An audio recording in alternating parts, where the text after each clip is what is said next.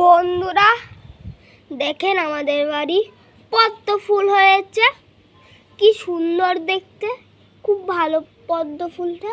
আর একটা কড়ি হয়েছে বন্ধুরা, এ দেখেন আর একটাও কড়ি হয়েছে বন্ধুরা। তারপর আমরা যাব, দেখেন এটা শুয়ে পড়েছিল, এর জন্য আমরা ঠিকঠাক করে দিয়েছি। আবার ঘন্টা যাওয়া হয়েছে অনেক কটা বন্ধুরা, এই দেখেন এই একটা নিয়ে নিলাম।